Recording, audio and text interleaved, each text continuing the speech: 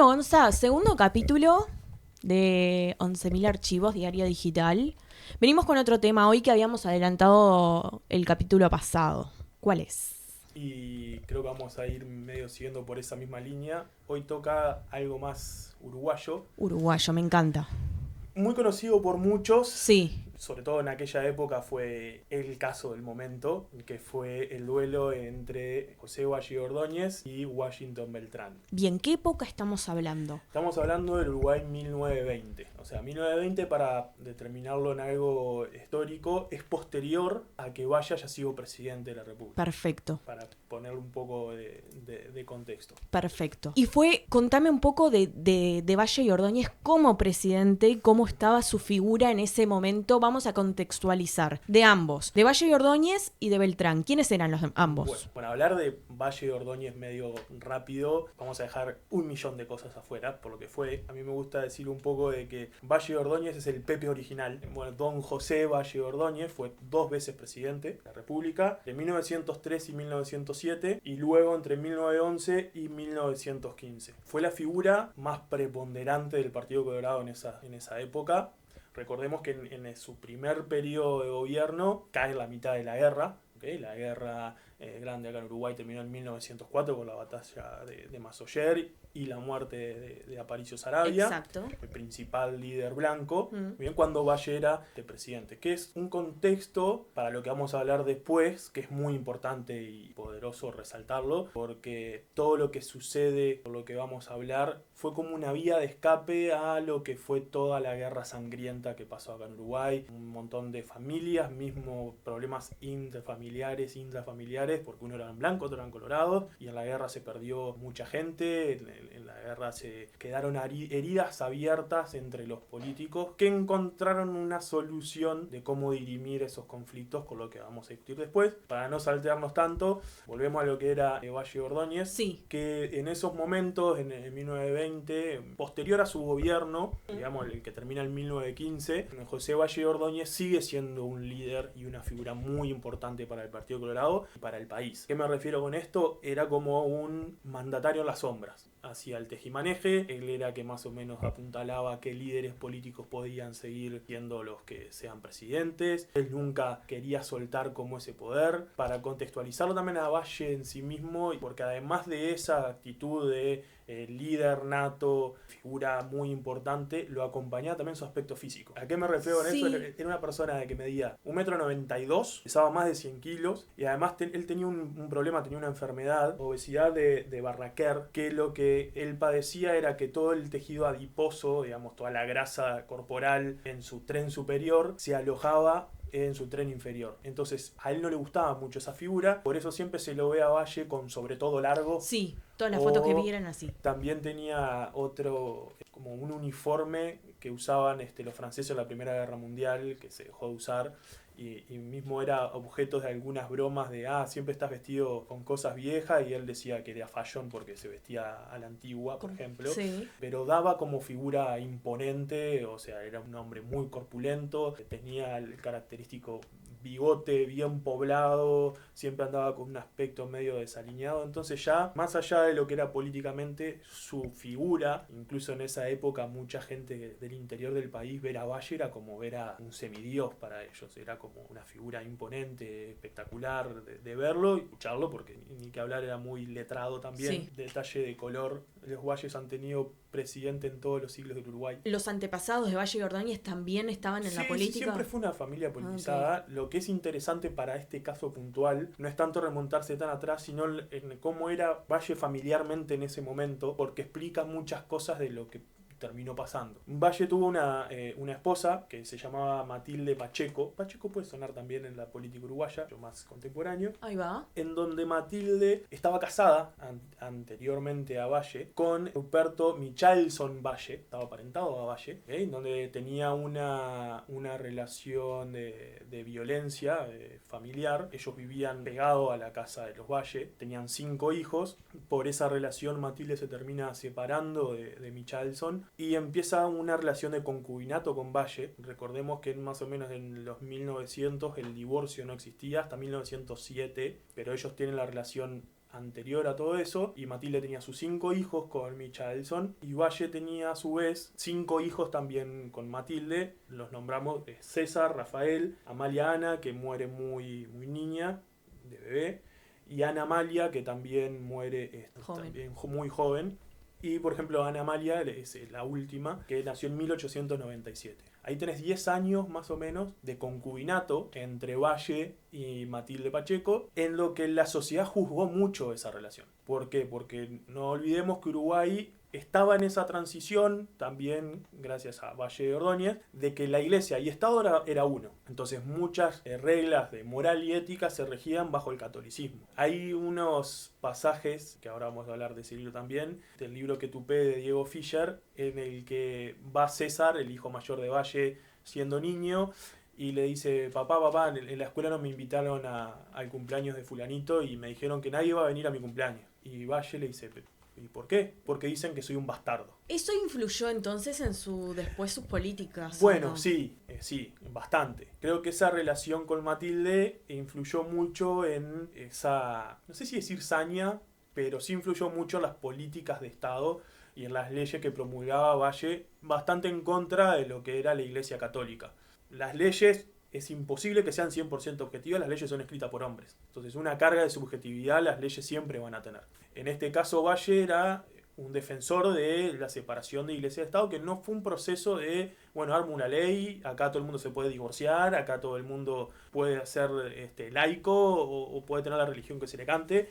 Fue todo un proceso que inicia también primero sacando los crucifijos de las escuelas, de los hospitales, no dejando de que había muchas enfermeras que eran monjas, o sea, gran parte de la salud pública uruguaya era bancada por las monjas, la educación también era parte importante, los curas en ese momento, se daba clases de latín, claro, en las escuelas, entonces todo ese proceso, que fue un proceso, se da en el medio de esta relación que tiene en concubinato Valle con Matilde durante sus periodos de gobierno y posterior a sus periodos de gobierno. Por ejemplo, la ley de divorcio sale en 1907, que es su último año del primer periodo de gobierno, cuando él ya había tenido todos sus hijos con Matilde. El primer paso a esa ley de divorcio fue tal vez la obligatoriedad de casarte por registro civil, o sea, por casarte por civil, que antes no existía. Antes el casamiento era el sacramento religioso y no era necesidad de vos ir ante un juez y decir, bueno, me caso por civil y después era todo junto. Claro. El primer paso fue eso, bueno, separemos esto lo otro. Es más, incluso los hijos de Valle con Matilde, oficialmente en los papeles no tenían el apellido de él, hasta entrado en años, por supuesto. Entonces estaba muy arraigado lo que era la religión católica con el Estado. Sí. Y estaba muy arraigado a lo que él le pasaba en su vida personal, ¿no? Entonces, si bien como todo uruguayo de esa época tenía religión católica, educaban en esa religión, pero él, por todo su contexto, hace como una separación a la postre con leyes de separación de Estado con la Iglesia Católica. Perfecto. ¿Ellos estuvieron hasta la muerte de Valle? No sé quién, o capaz que Matilde murió antes. Murió antes. Matilde murió pero antes. estuvieron juntos hasta su muerte. Ok. Sí. Incluso siempre se decía, Valle era poeta. Mucha gente capaz que no lo sabe, pero hay muchos manuscritos de Valle con poesías. Incluso estaba medio la suspicacia de que algunos poemas de amor de su juventud eran referidos a Matilde, porque no olvidemos que Matilde estaba casada con un pariente de él. Entonces, encuentros familiares y todo lo demás, siempre se decía que se notaba que había química entre ellos dos. Y al Matilde haber terminado la relación con su marido y haber empezado esta relación con Valle, le pasó también mucho de muchas amigas no se querían seguir juntando con ella, de tener familiares que no avalaban esa situación. Entonces, para su entorno, más también la pérdida de 2 hijas, había mucho, no sé si decirlo así como resentimiento, pero que tenía como esa pelea y lucha interna con la religión, la tenía y se notó en su periodo de gobierno y posterior a su periodo de gobierno. Perfecto. ¿Querés agregar algo más de Valle? Si no, pasamos a quién era Beltrán. Bueno, si nos ponemos a hablar de Valle podemos estar media hora. Sí, es verdad. Capaz que igual. podríamos hacer un capítulo únicamente sobre él. Pero Vamos a contextualizar quién era también el oponente en Bien. este duelo. Bueno, Washington Beltrán tiene una historia particular. Era más joven. Mucho más joven. Mucho más joven. Mucho más joven. Tenía, en el momento del duelo tenía 35 años. Sí. Washington Beltrán nace en Tacuarembó, en lo que en aquel momento se llamaba Villa San Fructuoso. Bien, pará. En el ¿Valle 1800 era de Montevideo? Sí. En 1885 nace Washington Beltrán, tenía 5 hermanos, pero en 1888, o sea, tenía 3 años, pierde a ambos padres y a partir de eso tiene su vida como en el interior, sacrificada, que no era tan común en aquel momento como si te dijera ahora, nosotros venimos del interior, venís a estudiar a Montevideo, te recibís, trabajás, vas a hacer más tu vida. Imagínate en el 1800 y pico largos, 1900 y poco, ser de Tacuarembó, venir a estudiar a Montevideo, era muy complicado. Es más, tuvo el apoyo de todo su pueblo para venir para acá, porque él desde muy chico trabajaba en los juzgados, haciendo mandados, recados, entonces siempre como mamó eso de la abogacía. Él viene a Montevideo, gracias al apoyo del pueblo, te recibe de abogado. Ah, de abogado primero. Sí. ¿Fue periodista también? No es periodista, no recibido. O sea, Okay. era muy común que los políticos también fueran periodistas y que los letrados sean periodistas. Okay. Que ahora vamos a explicar también todo ese tema periodístico. Bien. De ambos lados, porque también es, Sí, sí, es sí. por donde se desencadena todo. Sí. Pero bueno, Washington, viene a Montevideo. Sí. Siempre tuvo eso de que era como el hijo pródigo de Tacuarembó. Entonces él nunca se olvidó de sus raíces y una vez por mes, 2 veces por mes, siempre iba y tenía su estudio también en Tacuarembó para ayudar a la gente en Tacuarembó. Y él aparece en el ámbito político más o menos a sus 19 años. Hay también un fragmento del libro que lo dice. Él da un discurso en una convención del Partido Nacional y Carlos Roxlo, vamos a nombrar un montón de calles. Sí, Vamos a un sí, montón de son calles. todas las calles Sí. de Montevideo.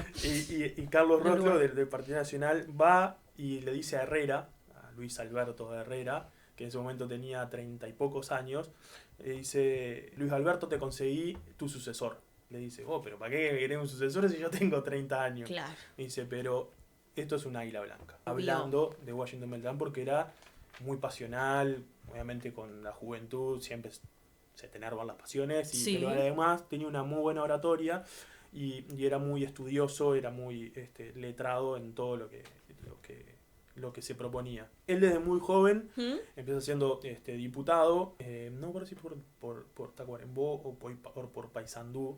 En esas épocas no necesariamente salías diputado por tu departamento, sino tramoyas políticas que Bien. podías ser diputado de otro departamento sin que sea el tuyo. Ok. ¿Tá? Eso. Pasaba- Mecánica electoral. Sí. ¿Tá? Y él estaba casado con Elena Mullin. Sí, pobre mujer. Bueno, Elena Mullin y Washington Beltrán tuvieron 4 hijos. El primero, Jorge Washington, que nace en 1914. María Elena en el 16. Enrique en el 18.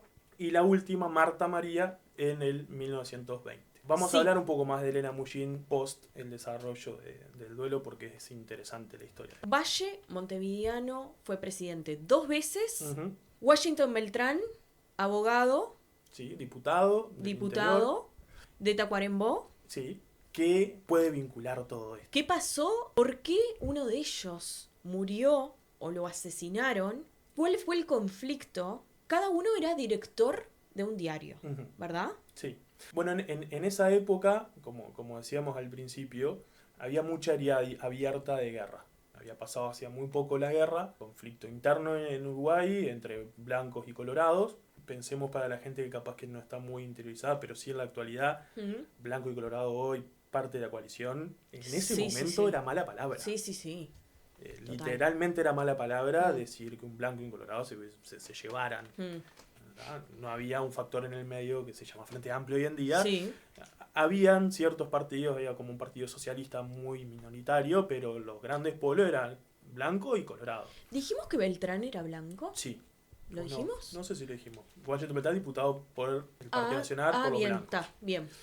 Habían varias formas de hacer chicaneadas políticas. Una de esas formas que tomó mucha fuerza en ese momento era la prensa escrita, ¿ya? Los diarios. Valle tenía un motor muy importante para con su electorado y para con todo el país, que era el diario El Día. No existe más hoy en día. No, hoy no, Valga la redundancia, no existe más el diario El Día. Claro.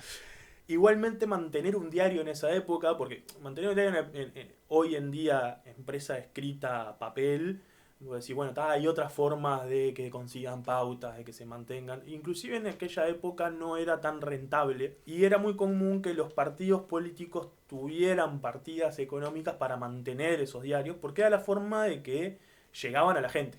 Le comunicaban sus ideas, le comunicaban medio partido de fútbol, esto de Peñarol, esto es Nacional, y esto soy yo, y estos son ellos. Entonces los diarios eran bancados por los partidos políticos. Por los partidos políticos. Es más, había un diario del Partido Nacional que se termina fundiendo, y a raíz de eso nace el diario El País. En un directorio del Partido Nacional dijeron, no nos podemos quedar sin un diario, porque tenemos que tener una forma de contestar lo que diga Valle en el día. Es más, el día... hubo un periodo de tiempo que tenía versión matutina y vespertina. Es más, en donde estaban los diarios, propiamente dicho, las oficinas, era como el Twitter de la época, el cartel con lo último momento. Claro. Si pasabas por el diario y leías la cartelera, te enterabas de lo que había pasado recién. Era como el Twitter, ex de la época. Entonces, bueno, se forma... El País. Lo forma Beltrán con otros, ¿verdad? Sí, está Washington Beltrán, Rodríguez Larreta y Leonel Aguirre, perdón. Esos eran los directores del diario El País. Incluso Valle tuvo duelos con Leonel Aguirre, por ejemplo, a sable. A espada. Pero antes de llegar a todo lo que es la maquinaria de duelo... Sí, porque eso es en el segundo bloque. Era muy común que, por ejemplo, yo trabajaba en El País, vos en El Día. Vos el lunes decías en el diario del día... Gonzalo está promulgando tal ley y me parece que va a perjudicar a tal población, y vos enfocabas a tu votante. Yo al otro día, porque es algo bastante diferente a lo que pasa con Twitter hoy en día, de que un político sale a hablar en Twitter y el político que lo quiere contrarrestar no responde los próximos 15 minutos, es como que bueno, ya pasó el foco de atención. Que a veces se critica un poco a los políticos de ciertas contestaciones. ¿Porque son muy apuradas? Sí, porque o sea, estamos en un mundo demasiado momentáneo y tenés que responder rápido. Si no respondiste rápido y demoraste un día, ya fuiste, ya tenés todo el mundo esperando a ver qué vas a responder. En ese momento había como un margen de tiempo de decir, bueno, yo al otro día sí te respondo en mi editorial. Sí, logístico, básicamente. Claro, lo que tenían esos diarios, más allá de los periodistas, la sección y todo lo demás, eran las editoriales. Que por lo general las editoriales, algunas eran anónimas, pero otras editoriales venían con firma. Y en esas editoriales eran que los directores de los diarios se ponían ellos a escribir. Si era demasiado pesada, la ponían anónima. Si no firmaban. Si no, va con firma. Muchas veces, ya más o menos, ¿viste cuando vos tenés una charla por WhatsApp y tapás el nombre y vos igualmente sabés quién te está escribiendo por cómo te escribe? Ellos sabían. Sabían quién escribía y quién no escribía, para dónde iba el palo, para dónde no iba el palo. Bueno, pero si era anónimo tampoco podías hacer algo porque bueno... Iban hasta el diario y preguntaban. Eso era muy común, de ir a apretar al otro diario. Iban hasta la dirección del diario y ¿quién escribió esto? Da gusto leer un artículo de esto en comparación al político promedio mundial, para no entrar en encasillar.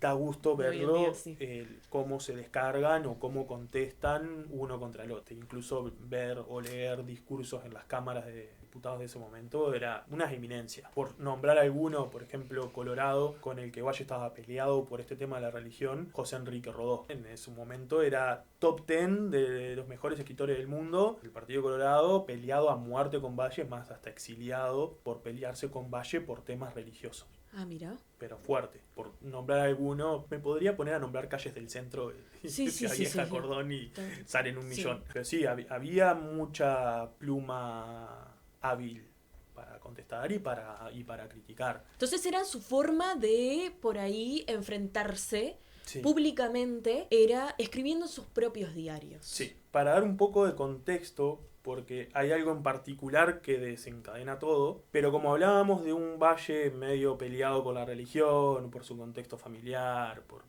un montón de cosas, Washington Beltrán estaba en las antípodas. Por ejemplo, él venía de una familia muy católica, Elena Mullin también, esposa, e incluso Beltrán por la Cámara de Diputados y por la Facultad de Derecho hace un viaje a Francia en donde su objetivo era analizar como centros de reclusión para jóvenes y cómo en Francia tenían mecanismos de reformarlos o de reinsertarlos a la sociedad, y mucho de eso era en base a centros más bien con mucha ayuda religiosa. Entonces Beltrán trae un poco esas ideas acá a Uruguay, dice que va mucho a choque contra Valle por temas religiosos. Entonces eso era como el caldo de cultivo, esa confrontación más allá de política ideológica, mucha confrontación también en el plano religioso. Beltrán hace alusión a esos temas religiosos no solo en la Cámara de Diputados, sino también en sus artículos del diario El País. También la colectividad blanca como partido político también era muy arraigado a la religión católica. Entonces él también le estaba hablando a sus votantes. Claro. Era como decir, wow, ante un problema que yo vi, que pasaba, que nos pasa a nosotros, que la solución puede ir por el lado religioso, ese camino medio que se nos corta por medio capricho de Valle, por estar en contra de esto, por esto y por esto. Había como un caldo de cultivo, primero religioso y ni que hablar político. ¿Por qué ni que hablar político? Porque en eso que Valle deja su presidencia, su segundo mandato, en 1915, se estaba cocinando un cambio en la Constitución.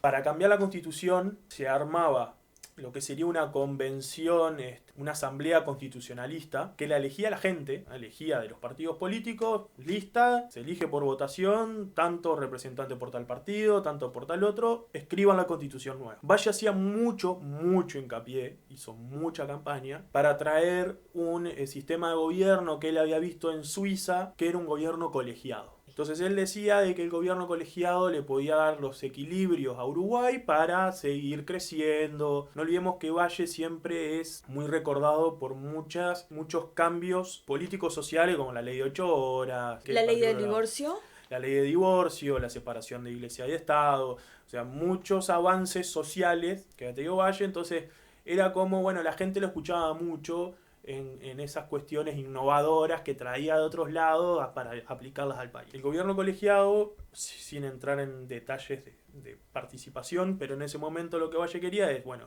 tenemos un sistema presidencialista, el poder recae solamente en una persona, dividamos ese poder en varias personas, que sea equilibrado a la cantidad de votantes, o sea, no iba a ser 50 al Partido Colorado, 50 al Partido Nacional o los blancos, sino por proporcionalidad dar los representantes para que se tenga el poder entre todos y se pueda dividir en la teoría. En la práctica demostró que no era lo mejor. Bien, nunca se llegó... Bueno, ¿nunca lo llegó a traer del todo? ¿Lo planteó nomás? Él lo plantea siendo presidente porque él dice que cuando él era presidente él siempre quería dejar algo preponderante para el Uruguay en sus mandatos. Lo que él quería dejar como preponderante en su mandato era este gobierno colegiado. Para que este gobierno colegiado, para que se implemente, digamos, necesitaba un cambio en la Constitución. El Partido Nacional impulsa antes de eso. Hasta ese momento no existía el voto universal en Uruguay. ¿Qué se refiere al voto universal? La mujer no puede votar todavía. No. Pero no podían votar, por ejemplo, analfabetos, peones, campo. Claro. O sea, había como una élite que podía votar a las elecciones y el voto no era secreto. Ahí el Partido Nacional impulsa, en parte también Washington Maltana estuvo muy metido en eso, el voto universal. Para que pudiera votar cualquier persona que pudiera excepto estar las mujeres. Excepto las mujeres, que pudiera estar habilitada por a determinada edad y que el voto sea secreto. Esa ley se promulga, entonces hay un cambio muy fuerte en la política de ese país, que fue el primer cimbronazo fuerte al vallismo, que en una elección libre, secreta y universal, el Partido Colorado pierde. Entonces empieza a generar un montón de suspicacias de todo tipo. Claro. Y el Partido Nacional, agrandado, decir, oh, yo cuando pueden votar todos, gano yo. ¿Qué pasa? Como toda asamblea constitucional, obviamente las fuerzas quedan medio equilibradas, entonces tenés que negociar. Valle quería un gobierno colegiado, el Partido Nacional no quería un gobierno colegiado, te quería seguir siendo presidencialista, y mucho más después del impulso de, che, yo te gané la última elección. ¿Quién fue que ganó ahí? Ahí lo que ganaban en realidad no eran presidentes, sino se elegían quiénes iban a ser los representantes de cada partido, que se iban a sentar a escribir la nueva constitución. Cuando termina todo eso, el sistema de gobierno que se termina eligiendo fue un híbrido. ¿A qué me refiero en híbrido? Hay un presidente, a la vez hay 9 personas que conforman como ese colegiado.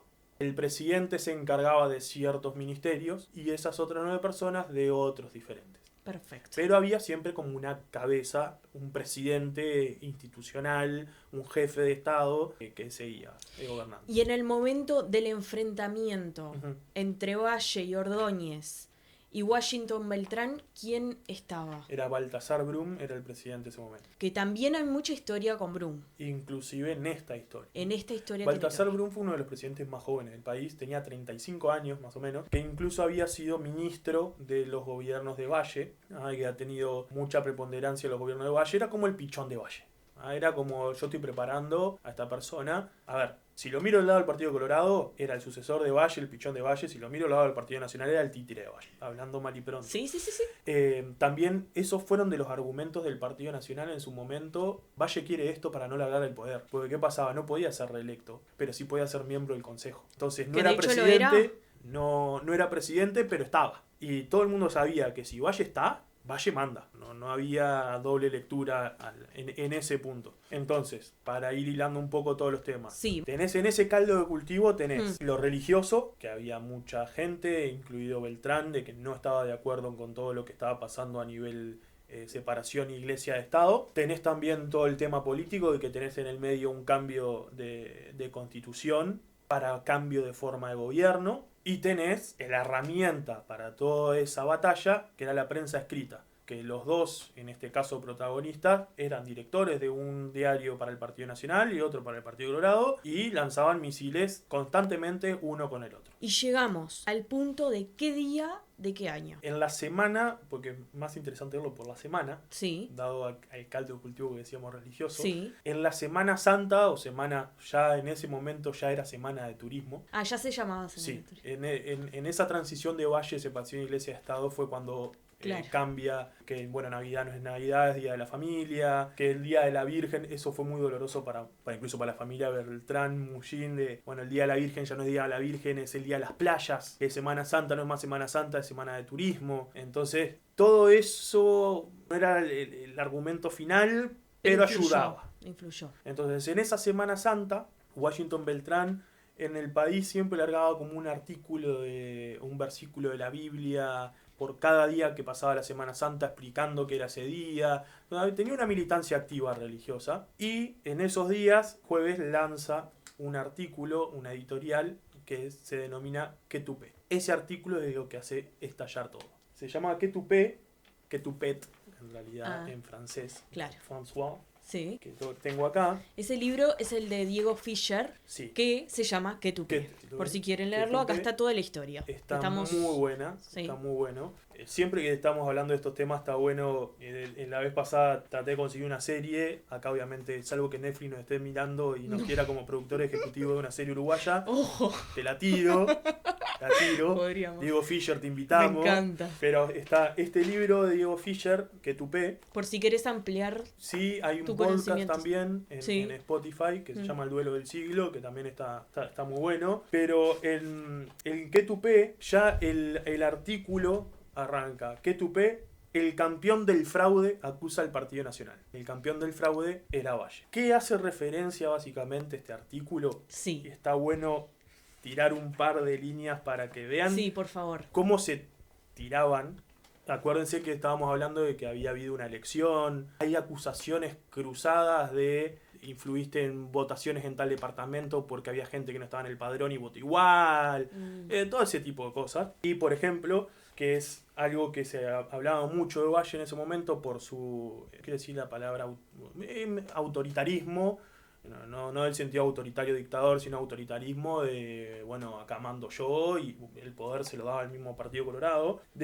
Por ejemplo, el artículo arranca: el campeón del fraude, el que hizo doctrina constitucional de la influencia moral en el anoche me llamó Valle de las elecciones de Río Negro. Usa como anoche me llamó Valle, era la frase medio coloquial del momento de che, me apretaron, no puedo hacer lo que tengo que hacer. Habla de un montón de cosas, de que apretaban a gente en el Estado para colaborar monetariamente a las arcas del Partido Colorado. O sea, acusaciones en su momento fuertes. Y todas estas acusaciones las podían hacer sin pruebas. Bueno, ellos decían que tenían las pruebas. Entonces, por ejemplo, en un pasaje del artículo, Beltrán explica mismo qué era lo que decía Valle que había pasado. Véase que en 87.000 votos nacionalistas emitidos en las últimas elecciones vinieron 200 uruguayos que estaban inscriptos y accidentalmente en tierra argentina a votar en esos comicios. Y bien, es grotesco y solo para ignorantes puede decirse que eso es fraude.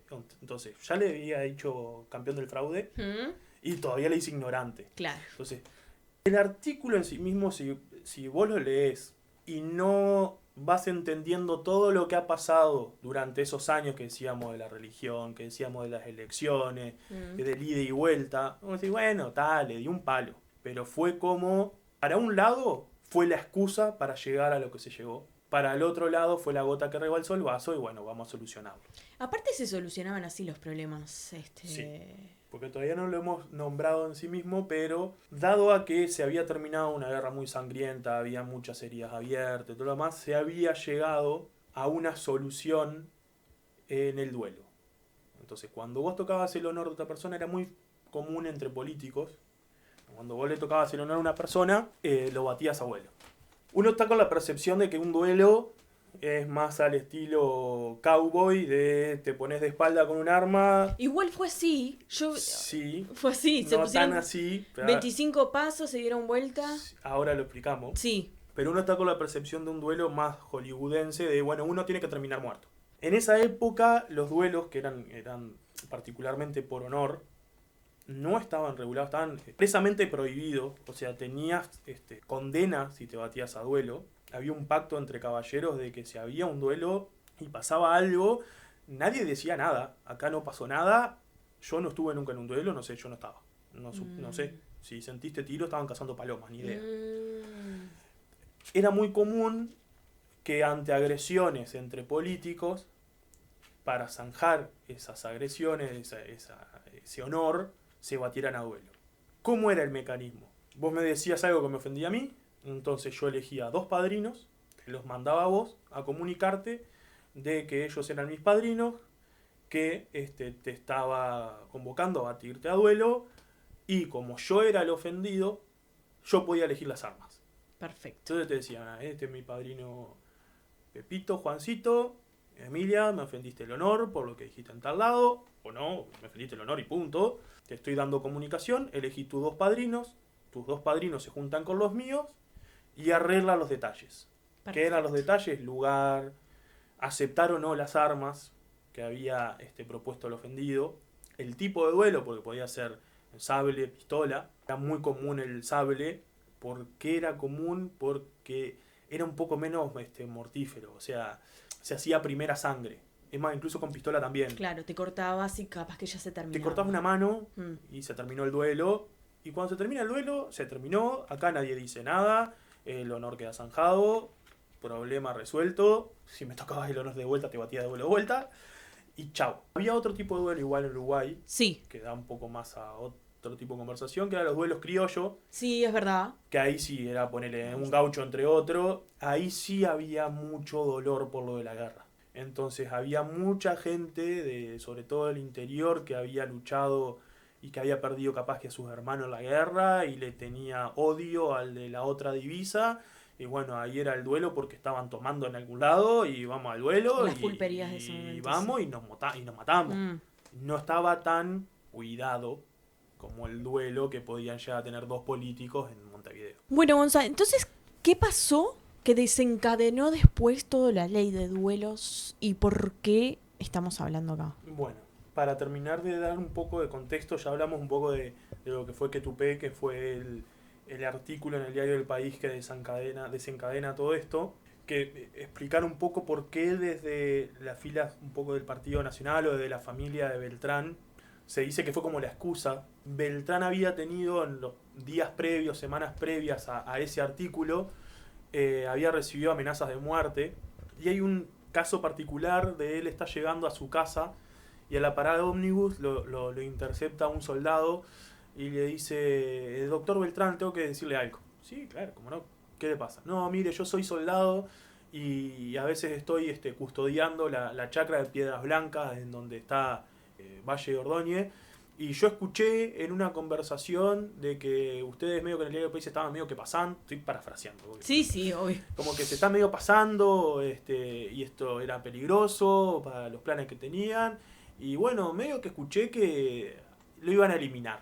Beltrán se fue para la casa, no pasó nada. Pero le escribe una carta al entonces presidente de la República, Baltasar Brum, explicándole, no ese hecho puntual, sino le dice: señor presidente, su mayor consideración, bla, bla, bla, he recibido amenazas de muerte las últimas semanas.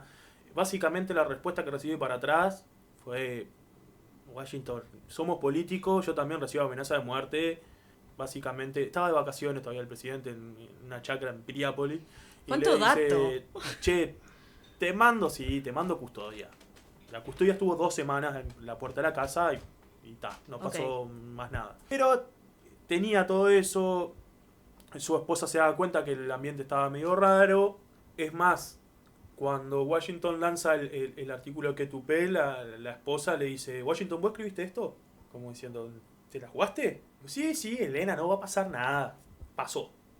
Valle cita a quienes iban a ser sus padrinos, que son Francisco Gigliani y Ovidio Fernández Ríos, y dicen: vayan a la dirección del diario del país, que me voy a batir a doble, por mi honor. Hay también una contestación, un artículo también. Valle y Ordóñez también le contesta a través de su Sí, diario, sí, ¿no? claro.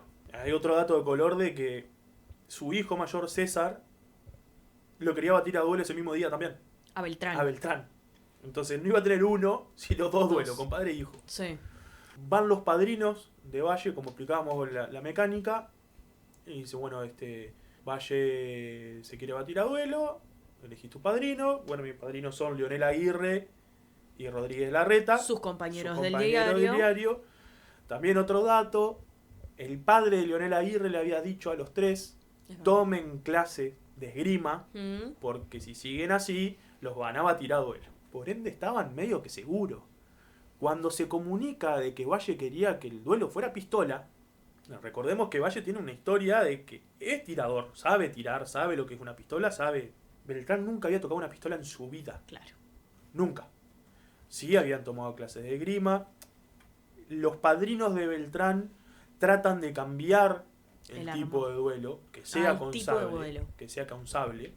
Y los padrinos de Valle dicen que no, porque dicen que Valle en su último duelo se había luxado la mano. Porque claro, estábamos hablando de que en un duelo por sable, Washington tenía una ventaja física. Ya por la edad, era un hombre de 35 años, no llegaba al 1,70 m, era mucho más ágil y tenía clases de esgrima arriba. Valle, como era el ofendido, tenía el derecho principal a elegir qué tipo de armas. Cuando se va a arreglar en dónde va a ser el duelo, el sistema era: los padrinos se juntan en un lugar neutral, eligen hora, día y horario del duelo. Los padrinos de Beltrán tratan de que no sea con pistola, y los padrinos de Valle llevan pistolas. ¿Qué se hacía en ese momento? Los padrinos del ofendido llevaban las armas que querían utilizar, y el que había hecho la ofensa tenía también la posibilidad de: bueno, pero yo no quiero tus armas, usemos esta, y se elegían. En esa tarde que tuvieron para discutir todo eso, los padrinos de Beltrán no consiguen otras armas y se va a tener duelo con armas que propone Valle, que es el dato importante de color, que el dueño de esas armas era el actual presidente de la República, Baltasar Brum. Lo que dicen los padrinos de Valle es que Valle no conocía esas pistolas, por ende no sabía manipularla de la mejor manera, porque eran pistolas desconocidas. Bueno, eran pistolas del presidente de la República. Claro. ¿Quién iba a sospechar que hubiera nada raro? ¿Pero hubo algo raro? Bueno, puede haber como un atisbo de que pudo haber algo raro. Ok. Ahora vamos a llegar a eso. Entonces los padrinos de Valle van a comunicarle al diario Sí, sobre este duelo, eligen las armas. sí. Se elige el lugar, Sí. que el lugar termina siendo el Parque Central. ¿Qué historia tiene el Parque Central con las muertes ahí? Y el Parque Central, no hacía mucho tiempo atrás, Sí, se había suicidado a Abdón Porte. sí. Por eso... O sea, más o menos en el medio que en esa época. Muy cortito. Abdón Porte era capitán de Nacional, no jugaba más, no tenía minuto, y por pasión, en el centro de la cancha... en el centro de la cancha. Decide quitarse la vida. vida. Entonces el Parque Central en ese momento era como un lugar medio alejado, tenía las tribunas, entonces daba como esa privacidad, porque recordemos que estaba prohibido.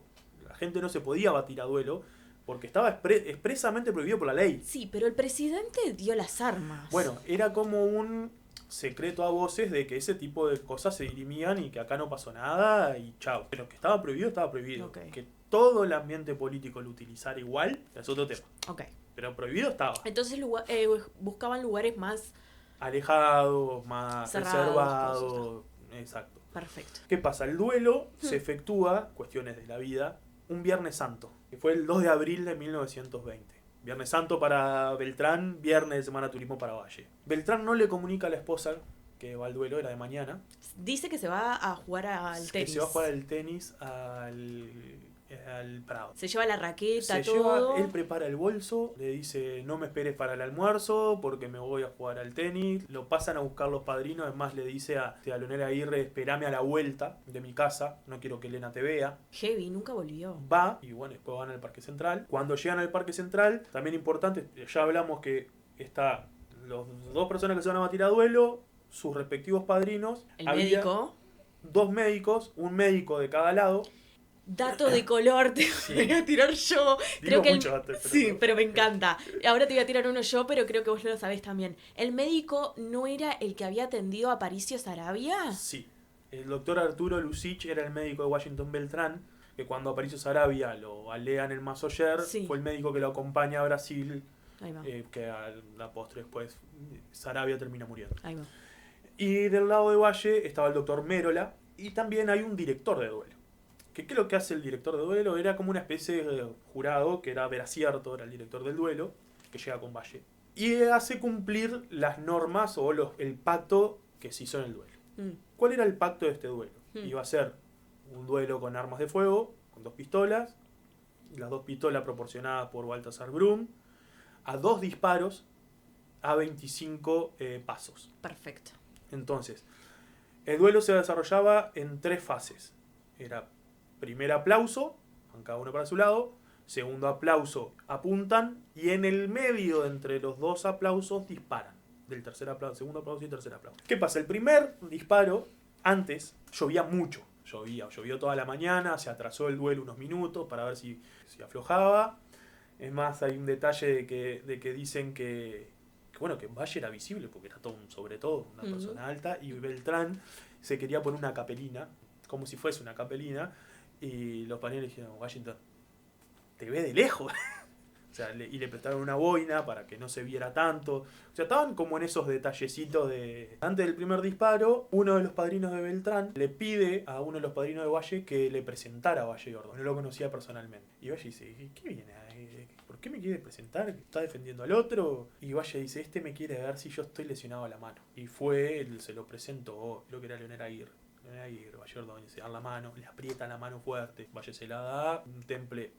Washington estaría todo nervioso, este hombre estaba evidentemente, y después confesaron de que quiso ir a saludarlo, no porque no conocía a Valle, sino que quería ver si realmente él tenía la mano lesionada como para no aceptar el duelo por sable. No tuvo ninguna conclusión, se dio cuenta, imposible saber. Sí. Se efectúa el primer disparo, 25 pasos, tercer palma, ¡pum! Disparo. Cuando vuelven con los padrinos...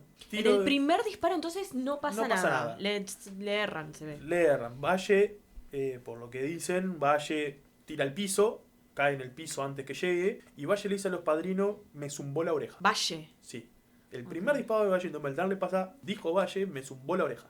Le podría haber dado en la cara. 10 centímetros mal gotado y lo mataba. Un detalle que acabo de decir que lo mataba, esas armas se suponía que eran armas de duelo, que el calibre era muy chico, no tengo mucho las especificaciones, pero se decían que eran armas francesas, particularmente de duelo, que el calibre era chico, que la bala era más redondeada, si bien obviamente si me pegás acá me voy a morir, pero que si te daban alguna otra parte del cuerpo podía llegar a no afectar tanto órganos vitales por la forma, el calibre y la forma de la bala y la potencia del arma. 25 pasos de vuelta, entre el segundo y tercer aplauso, disparo, Beltrán cae. ¿Qué pasa en el primer momento? Lo va a atender corriendo el doctor Lucich, y hay algo importante para el posteriori. Él se encomienda a Dios y en sus últimas palabras nombra a Elena. Y el primero se encomienda a Dios 2 segundos, murió. Sí. Cuando pasa todo eso, obviamente todo el mundo se hizo humo. Valle se está yendo al auto, lo agarra el hijo,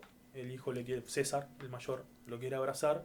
¿Y él qué le dice? No me abraces, acabo de matar a un hombre. Se van, vuelve para su casa, después va al diario El Día. Y fue impresionante cómo la noticia trascendió para hacerle en esa época. Es como si hubiese pasado en Twitter. Al mediodía ya estaba todo el mundo hablando de eso. A mí me sorprendió lo que salió en El País al otro día. Sí, salieron muchas cosas en todos los diarios. Hay un diario en particular que no me acuerdo cómo es que se llamaba, pero estaban en el juicio después a Valle a declarar. Yo tampoco me acuerdo cómo se llama.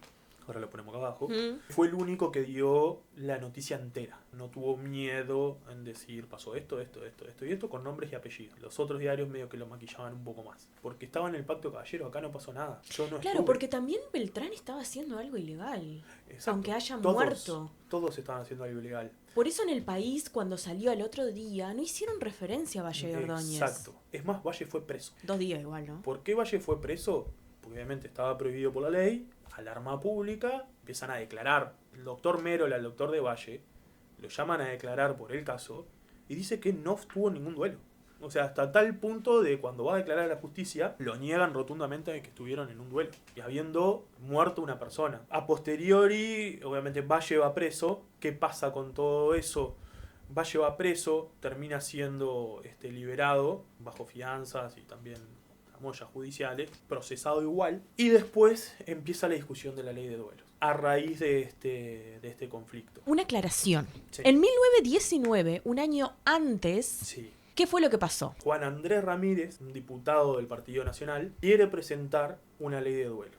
Para aclararlo un poco más, Sí. la prohibición ya existía. Lo que proponía este diputado Era como regular los duelos. O sea, estamos hablando de otra época, ¿no? Sí, sí, sí. La prohibición estaba, como estábamos hablando recién, todos los políticos sabían que la prohibición estaba y lo hacían igual y todo el mundo callaba. Incluso el presidente de la República presta armas para algo prohibido. Entonces, lo que quería Juan Andrés Ramírez, básicamente, era, bueno, regulemos esto, básico. Se le rieron la cara y terminó el proyecto en un cajón. Sí. Y en 1920 pasa esto. Y entonces, después de la muerte de Beltrán, a partir de la muerte de Beltrán en este duelo, el Partido Colorado reflota esa ley encajonada para regular los duelos. Y tuvieron una discusión muy fuerte al respecto. ¿entre ellos? Entre el Partido Colorado y el Partido Nacional. Ah, ok. Porque Juan Andrés Ramírez dice, sí, pero me lo estaba proponiendo, pero ya es tarde. Ya se murió alguien. Entonces, la intención del Partido Colorado, más allá de regular los duelos, eran los últimos artículos de la ley, que era la amnistía, que decía que todos los duelos efectuados con anterioridad a la fecha de la ley eran escarcelables y no se lo podía juzgar a los participantes de ese duelo. ¿Por qué? Porque en esos momentos se estaban eligiendo los 9 participantes de ese consejo que estamos hablando. Sí. Y Valle no podía ser candidato. No podía ser candidato Por estar procesado. Claro. Entonces, el Partido Colorado dice, yo quiero a Valle, es donde tiene que estar. Y la forma que tenemos para que esto pase es reflotando una ley de un contrincante y agregando la amnistía para que pueda ser candidato Valle nuevamente. Perfecto. ¿Y qué cosas cambiaba esa ley del duelo? Cambió, Perdón, esa ley de... Ley de duelos. Ley de duelos. Así. Básicamente cambiaba cuestiones más teóricas que prácticas. Okay. O sea, no había solamente lo que era ver acierto del que aplaudía, sino había un jurado que determinaba de si realmente había manchado el honor de la otra persona, previo al duelo. Eran como fases previas para votar recursos de decir, bueno, no vamos a duelo. Ya. Obviamente vamos a una forma de dirimir conflictos muy primitiva. Sí. Que es pero con armas. Igual. Pero es como con armas, pero no te mato. Sí, igual dato de color fue hasta el 92. Sí, es más, ¿por qué se deroga la ley de duelos? Porque en el año 1990 un jefe de policía batió a duelo a uno de los directores del Diario de la República. El director del Diario de la República, cuando vio llegar los padrinos de alguien en el año 90, dijo, ¿qué estamos hablando? ¿Qué estamos haciendo? Yo no me voy a batir a duelo. Además lo había como inculpado por casos de contrabando. Y fue como, ¿qué estamos hablando? Estamos en el año 90, no estamos en el principio del siglo. Y a partir de ahí fue que empezó a surgir toda la movida de, ¿por qué tenemos una ley de duelo? Y bueno, Sanguinetti es la única persona viva hasta el momento que se había batido a duelo. Y también tienen como esa filosofía de, bueno, si se agotaron todos los recursos y realmente me manchaste el honor, yo no quiero esperar los plazos judiciales para dirimir este conflicto en la justicia, vamos a lo primitivo, vamos a primera sangre, te lastimo, no se habla más del tema, código de honor, código de caballero, y acá se terminó y chao. Es como esa mentalidad, e incluso un poco te lo defienden como se podrían haber evitado un montón de problemas en la historia de Uruguay si hubiesen batido a duelo dos personas. Es como esa mentalidad. Bien, ¿y qué pasó con Valle y Ordóñez después? Y quiero saber qué pasó con la familia de Beltrán, qué repercusiones tuvo todo esto. Bueno, Valle Ordóñez fue preso, digamos, procesado en su momento, se arma la ley de duelo con una intencionalidad política de que él pueda ser candidato, es candidato, gana. No es presidente, pero está dentro del consejo. Está dentro de esos 9 miembros. Y bueno, es escarcelado, perdonado por la amnistía, sigue siendo el líder político del partido. O sea, sí tuvo mucha repercusión, no le tuvo repercusión en voto. El Partido Nacional sí tuvo una pérdida muy importante porque se lo veía con mucha proyección política, tenía 35 años, pegó mucho de que tenía hijos muy chicos, muy niños. Sí. Estamos hablando de que el más grande tenía 6 años. Sí. Y la mujer estaba embarazada. Sí. ¿Que nació?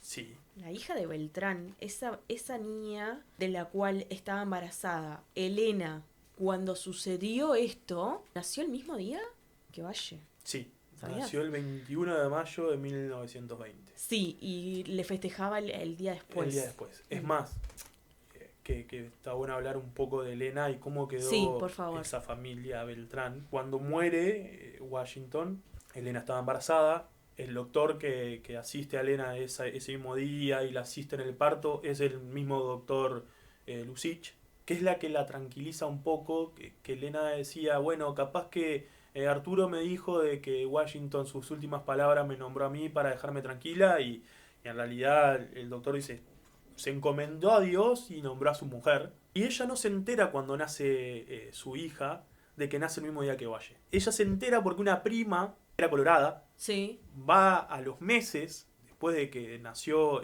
su hija y ya habían pasado meses, le dijo, ay, ¿cuándo nació Marta María? A ver. Sí, Marta María. No, tal día. Ah, el mismo día que nació Valle. Para esa mujer era...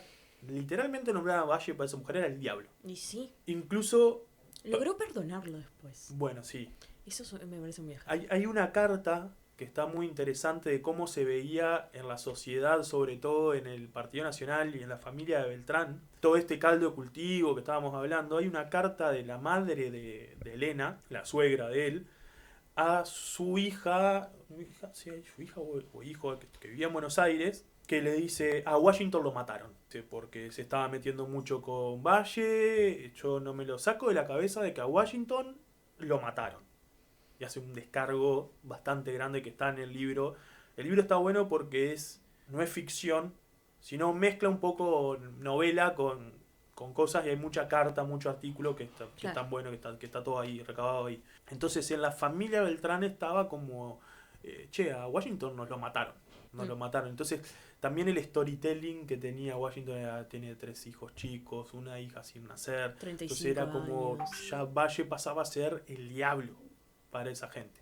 ¿Y por qué dicen también lo mataron y a lo largo de los años queda, y dicho y hecho, o sea, el título del libro es ¿Qué tupé? Sí. Valle Beltrán, duelo o asesinato? Porque los doctores de esa época, que hay muchos estudios de la Facultad de Medicina de hoy en día, que lo tienen muy bien valorado a los doctores que hicieron la autopsia, y vamos a explicar un poco cómo fue. Esos dos doctores reciben el cuerpo de Washington Beltrán y lo empiezan a analizar y a sacar apuntes. Entonces ellos dicen de que él tiene no voy a hablar en tecnicismo porque yo me dedico, tengo nada, veo sangre y me desmayo, pero que la herida, porque también se tapaba todo, entonces la herida de cómo fue también daba que era un duelo, porque decía, bueno, tiene una herida que va desde la axila derecha y atraviesa y sale por la costilla, entre las costillas 7 y 8 del otro lado. ¿Es posible eso? Sí, por la posición del cuerpo. Ellos te dicen, si tiene una herida que entra de la axila y sale por el otro lado, viste que acabo de hacer esto, sí, es porque está perfilado así, o con el brazo así, o con el brazo así. Ok. Es más, se deja la suspicacia de que él ni siquiera llegó a apuntar, porque la herida es por acá. Entonces capaz que ni siquiera llegó a hacer esto, Claro. sino que estaba haciendo esto. ¿Y que pudo haber sido antes del aplauso? Y no, nunca se va a saber, No. está medio ahí. Capaz que era de velocidad, Valle, no sé, saca el tiro de abajo, Claro. ni idea. Y más te dicen de que, bueno, la estatura de Valle da para que su brazo esté más levantado y por eso la bala hizo así. Pero lo importante de la autopsia, que hasta no hace mucho tiempo, incluso no sé si no sigue estando, la conclusión es que Beltrán muere por una herida en la aorta. La aorta, la arteria principal. Sí. Entonces dicen, se murió porque se desangró, porque le pegó la aorta. Esa aorta estuvo hasta no hace mucho, creo que sigue estando, en la Facultad de Medicina. Sigue estando la aorta de Washington Beltrán para estudiar, e incluso no hace muchos años atrás se volvió a hacer como una revisión de la autopsia de 2011. ese momento con datos nuevos. Hmm. Y bueno, y explicaban un poco de cómo vanagloriando los doctores que habían hecho la autopsia. Y lo que llamaba la atención de los médicos en ese momento era la forma de la herida en la aorta. ¿Por qué? Porque, es más, hay un dibujito. Está hecho en el libro, lo tiene. Como no había foto, hoy en día hacen la autopsia, sacan una foto, la herida de bala entró así, tiene tal forma, foto. Habían hecho el dibujo y la herida de bala es como una estrella de 7 puntas. Entonces los médicos dicen, No era la balística. o esta bala estaba adulterada, que se hacían balas marcadas, lo que se llamaba la bala marcada era una bala de punta redonda, se le hacen como cruces, para que estaba demostrado que si vos le haces una cruz a una bala, esa bala se marca y al momento de impactar, estrella y provoca más daño que una bala redonda. Bien. Entonces dicen, o la bala estaba marcada, o al ingresar al cuerpo y al chocar contra las costillas, la bala se deforma y genera otra consistencia a la herida. En las conclusiones que dan, van más al lado de que la bala era una bala marcada. Entonces, por ahí es que se genera suspicacia de, che, a este tipo un soldado vino y le dijeron que lo querían eliminar. Tenía amenazas de muerte. Por un artículo, no quiero decir un artículo random porque el artículo era fuerte, pero por un artículo que se les antojó y la bala no era la bala que tenía que ser, o puede ser que la bala no era la que tenía que ser, ¿lo mataron? ¿O fue una consecuencia del duelo desastrosa y ya está? También por eso se hace mucho hincapié de que Valle estaba como muy afligido por la muerte en ese momento. Capaz que es relato, lo que le dijo al hijo, acabo de matar a un hombre, no me toques, o capaz que era culpa, porque realmente iban a matarlo. Es como decís vos también, o sea, vas a un duelo, yo creo que lo más primitivo de irte a duelo es si vos estás apuntándole a alguien es porque le querés pegar bien. No van a salir tomándose un café. Y no. Entonces queda como esa cuestión de lo porque mataron. Sí. Además también por lo que era la figura de Valle de líder del Partido Colorado, y estamos hablando de una figura ya fuerte del Partido Nacional con 35 años y con mucha proyección. Claro. Y muy a las antípodas en lo ideológico y en lo religioso. Entonces, ¿lo sacaron del medio o fue meramente circunstancial y casual? No vamos a saber. No lo vamos a saber. Las armas están todavía en un museo, pero las balas nunca se encontraron. Okay. Las balas desaparecieron. Las 4 balas desaparecieron. Okay. No. ¿Valle Ordóñez murió después? Sí, murió después de causas naturales. Ok, pero siguió en el Partido Colorado. Sí, siguió normal. Normal. Él apoyó mucho a su sobrino, Luis Valleverres, que termina siendo presidente después. Era como su pollo. Pues, era la persona más cercana a Valle, incluso hasta los últimos días de su muerte. Siguió con su carrera política activa, tuvo una gran bajada cuando Matilde muere.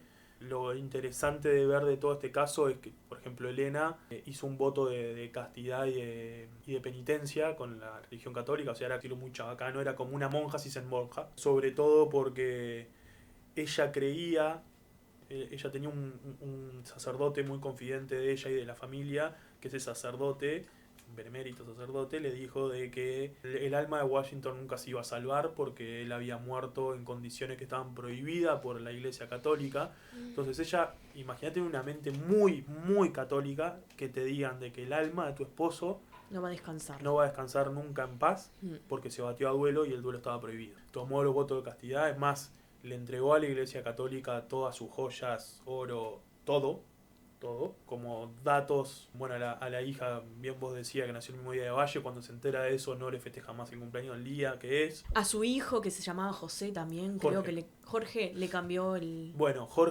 a Jorge Washington, que era el hijo mayor, su padre le había dicho que cuando cumpliera determinada edad se iba a sentar, creo que a los 7 años, 6 años, 7 años, se iba a sentar a la mesa con los grandes. Entonces cuando cumple esa edad, que el padre ya fallecido le dijo que se iba a sentar con la mesa con los grandes, estaba Elena con su madre y se les aparece, que en ese momento le decían Jorge, y Elena lo invita a decir: Jorge, yo no me olvido de las promesas de tu padre, sentate en la cabecera donde se sentaba el padre, y le dijo: a partir de ahora para nosotros te llamas Washington. Y ahí tipo lo sentó en la cabecera de la mesa, o sea, ya fue como en la cabeza de la familia. Bien.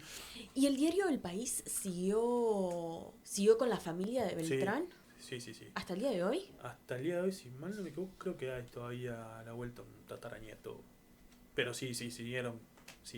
Incluso el hijo Jorge fue diputado y tuvo enfrentamientos con César Valle. O sea, con el hijo de Valle. No enfrentamientos, sino incluso César como que estaba medio reticente el estar mismo.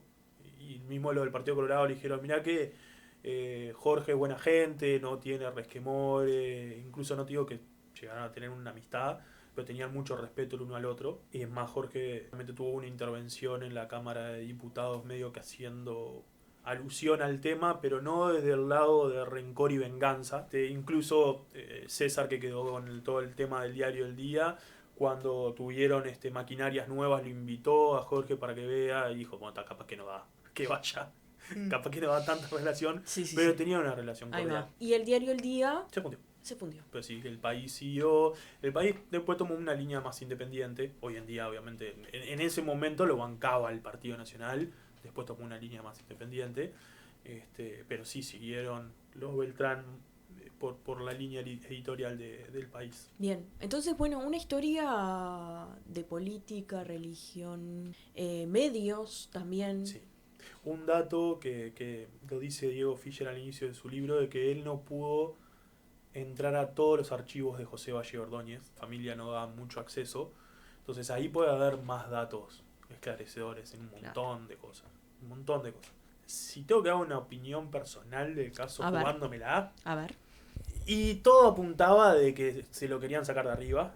Yo no sé si se lo querían sacar de arriba matándolo en un duelo. Políticamente hablando, a Valle no le servía tanto la figura de Beltrán. Creo que de ahí a pensar de que Valle lo asesinó a sangre fría, no están los elementos como para confirmarlo. Está todo dado para que podría haber sido, pero no está. Ahí va. Cada uno saque sus conclusiones. Exactamente. Bien. Recomendamos entonces el libro de Diego Fischer, un historiador uruguayo. ¿Historiador y algo más? Periodista, creo. ¿Historiador? Sí. Periodismo. Sí, Ahí va. Uruguayo, que escribió Qué tupé. Muy bueno. Si quieren seguir con el tema y saber más. Es un muy buen autor. Yo lo tengo catalogado como un gran autor para primer quincena de enero. Sí. Porque tiene muchas, si bien es historia uruguaya, tiene muchos libros sobre historias uruguayas, pero está muy bien relatada. Bien. Está bastante cortito, tiene 300 páginas creo, es muy ágil de leer. Perfecto. Así que está bueno, recomendable. Bárbaro. Así que Netflix, si querés llamarnos nosotros como director ejecutivo. Te hacemos la serie de historia uruguaya, de algunas de... Tenemos historias igual, ¿eh? Sí. Vamos a ir, en otro video vamos a ir con otra historia que está muy enlazada con esta también. Sí. Porque era el presidente en ese momento en el que sucedió todas estas cosas. ¿Con qué vamos en el próximo video? Que me parece una historia también interesante para profundizar. Bueno, en el próximo video vamos con un personaje que nombramos. Sí. Muy vagamente. Sí. No, vagamente no, en realidad. Porque fue una pieza fundamental. Porque vamos a hablar de la persona que dio las pistolas para ese duelo. Y que fue presidente de Uruguay. Que fue presidente de Uruguay en ese momento. Que la historia en la que un poco nos vamos a enfocar, y para seguir también un hilo cronológico, es la historia de Baltasar Brum y cómo una persona con sus ideales y por defender sus ideales decide en la puerta de su casa terminar con su vida. Entonces, en el próximo video, y si quieren comentarnos también qué temas o sugerirnos qué temas, no tiene por qué ser de política uruguaya, a nosotros nos gusta seguir con este hilo porque, bueno, somos uruguayos, pero pueden ser temas de otros sí, países también. Coméntenos qué les gustaría. Sí. También ahora vamos con una figura del Partido Colorado. Capaz que alguien quiere una figura del Frente Amplio, alguien quiere una figura del Partido Nacional en particular. Me encanta. O una situación en particular que quiera comentar.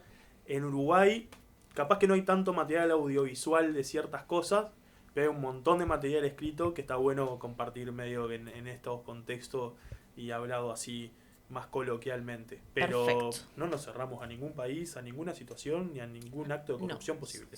Bueno, somos dos personas curiosas que les gusta charlar, les gusta hacer mucho esto y también les sugerimos que se suscriban al canal de YouTube para así les salta la alerta de que subimos un nuevo video. Suscribirse, comentar, dar me gusta, todo.